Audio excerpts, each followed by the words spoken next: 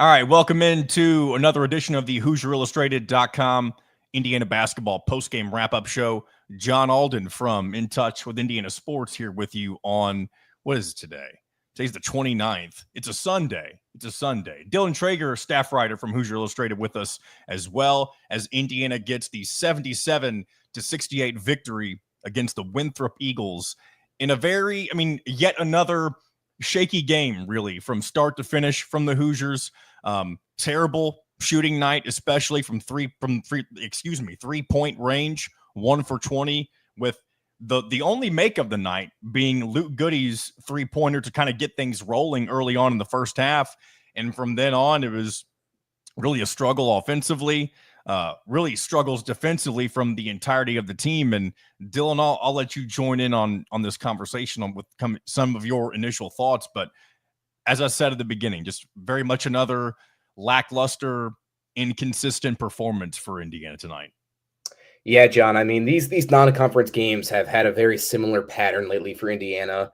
And I've kept having that kind of faith and kind of hope that things would start clicking eventually. But I think today is the day where that ship kind of turns for me. Seeing the performance Indiana put out there today, I mean, that 1 for 20 shooting from three is, I would say, embarrassing to the culture that Indiana has built and the name of what I would say is a powerhouse, or used to be a powerhouse basketball school. To shoot 1 for 20 with the team they have today is embarrassing. And to just barely pull that game away at the end, that 8-0 scoring run across the last 3 minutes, to barely win it by whatever it was, 9 points. Yeah. It was an awful win. And I know Umar Ballo didn't play, but I think a lot is going to be said today to the players post-game, and I certainly hope this can be the game that makes a change for the team. And I got to say this, you mentioned like people throwing out the potential excuse of no Umar Ballo. I don't think that's part of the issue for tonight at all, because when you saw the contributions from Langdon Hatton, I mean, outside of Miles Rice being able to get 18 points, the MVP of tonight was without a doubt Langdon Hatton coming off the bench. Let's look at his stat line real quick. 7 points, 11 rebounds. He got 3 blocks, a steal, and an assist. Almost fouled out, though. That's kind of his only negative. He did get 4 fouls, but to see him kind of be I don't want to say the only player, but between him and Rice, as I mentioned, he's one of the only guys you saw on the floor tonight that it felt like from start to finish was really locked in and focused on getting the job done. And that's easy for somebody like a Langdon Hatton, who isn't always going to see the floor with the amount of minutes that he got tonight. So it makes sense for him to kind of put forth that extra effort, especially when it was absolutely needed tonight. If you didn't get his contributions, we may be talking about a potential loss to a Big South team tonight. And how about 6 offensive rebounds for Hatton, too? I know at least 2 or 3 of those led in second chance points for Indiana.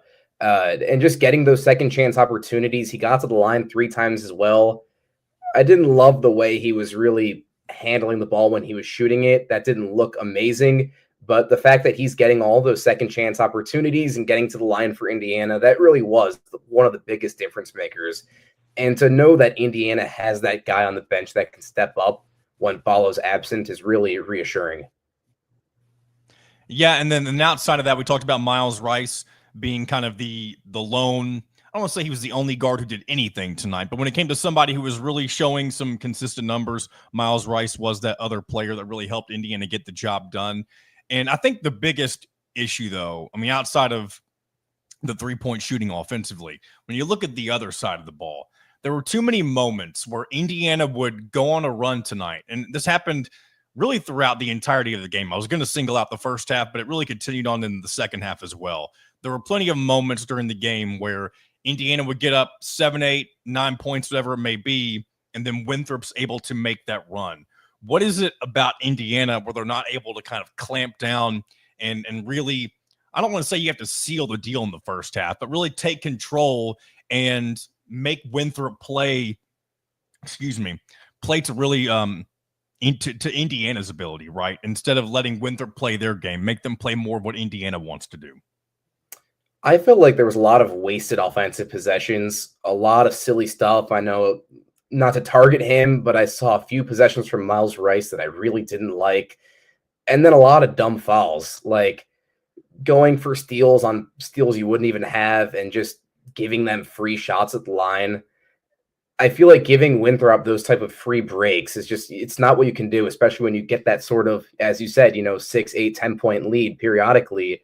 You're giving it away, and it's a shame to see that keep happening. You got a lot of guys that are really hustling and working hard for Indiana, and then all of a sudden you're going to throw it away on a few plays, and that's what kept the game really close. I mean, what do you think there? With that specifically, I mean, I think it just kind of echoes what we started off with when it comes to just the lack of hustle. And there were a couple of hustle plays that ended up being defining moments for Indiana at certain points during this game. I think one of the biggest highlights being Luke Goody, whenever he was able to get that and one in the second half to kind of give Indiana a little bit of momentum.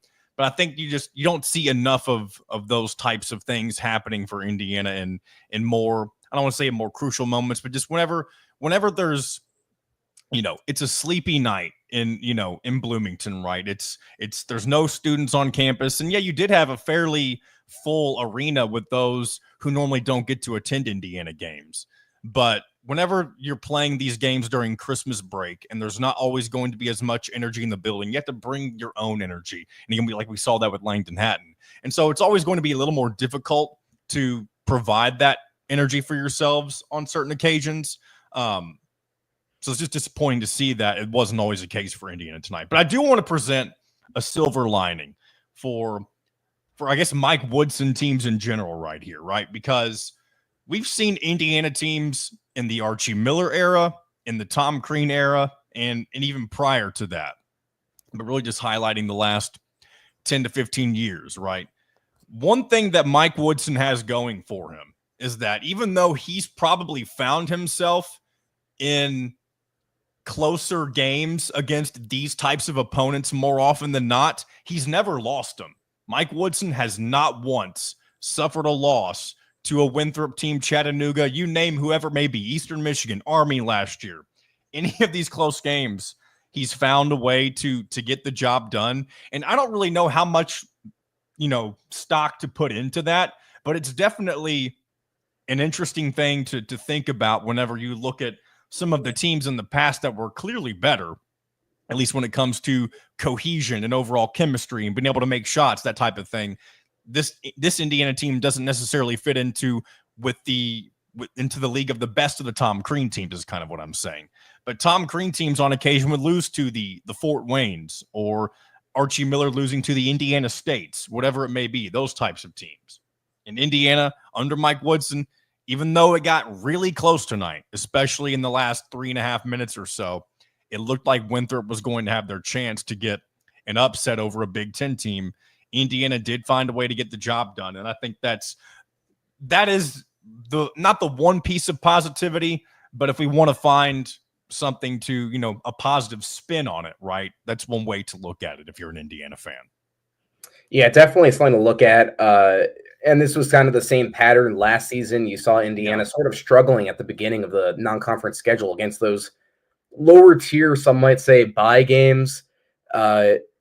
Yes, they're winning those games, which is, a good thing to add to their non-conference season, but it definitely creates some concern going into the conference play. You're playing against better teams, obviously, in the conference play. Are the struggles going to become worse? There's a lot of questions that arise around this. Yeah, and that goes into what's really going to matter heading into the rest of the season. This is the end of the non-con schedule, of course. Rutgers comes to town on Thursday, I believe. It'll be your next big test, of course, and we've seen Indiana. I don't want to say they passed a big test against Minnesota. It was their conference opener, but it was against a Minnesota team that's probably one of the bottom tier teams in the conference. So again, you got the job done there, and that was fine. But then you follow that up with a less than stellar road performance against Nebraska, and it left us at what I kind of presented earlier this week as kind of a crossroads for this Indiana basketball team. What happens over the course of these next few weeks is going to really define what the ceiling is for Indiana basketball in year 4 under Mike Woodson. And I hate to say this, and they definitely should, not even should, they have the ability to beat Rutgers on Thursday, but they absolutely also have the ability to not play to their potential, to get down on themselves when things aren't going right. And there's enough talent on the other side with Rutgers, with, as I've mentioned before, the 2 freshmen with Ace Bailey and Dylan Harper. If they're able to play to their strengths, as Rutgers teams have done in the past against Indiana on occasion, and they get Indiana on their heels, even though it is at Assembly Hall like it was tonight, then that could cause some problems for Indiana. But we'll see what happens whenever we get to that point. But as we mentioned, Dylan, you and I on In Touch a few days ago, still a lot of question marks as we head into one of the more crucial portions of the schedule for Indiana. Yeah, and I mean, we've been saying it all season, but it's really about breaking those kinks out, and Indiana hasn't been able to do that. I'd like to see some improvement across the next few conference games for Indiana, especially in the Rutgers game. If Indiana can shoot whatever it is, 30% from 3, that could be a huge step forward. But I feel like it's like a stock. We're seeing things go up and then right back down every game. And that's all I can keep thinking about. You know, you lose those 2 games in Atlantis or the Bahamas, the tournament, and then you beat Providence and things start going up. And then you start winning out those non-conference games. And then you play a game like you did versus Nebraska where everything just shoots down and all hope is lost. So I'd hope Indiana can find that sort of balance and keep that going forward. Last thing I'll say, and then we'll wrap things up. And it's about the inconsistent. Shoot, now I'm having speaker's block. You know what writer's block is? Yeah, I had my thought, and in an attempt to realize I wanted to wrap this thing up, but wanted to get one last thing out. It's like a little birdie just flew away from me. So maybe I'll remember that thought. So Kyler Staley and I are going to do a segment here in a little bit for tomorrow's show. And maybe I'll remember what that thought is a little bit later. So my apologies for letting that happen. But Dylan, appreciate you coming on to chat a little Indiana basketball. And we'll do this again some other time. Yeah, thanks for having me on, and hopefully it's a better post-game wrap-up show next time. Better things. I know. I feel like the energy's low, right? And it's not our faults, and it's. I mean, I hate to say it's the basketball's fault, but you know, it is what it is. But yeah, appreciate you guys tuning in for those who did and stuck around for the entirety of the thing. If you did, if not, do your own thing. It's almost New Year's. Go have fun. And if you want to subscribe to Hoosier Illustrated, check out In Touch later this week.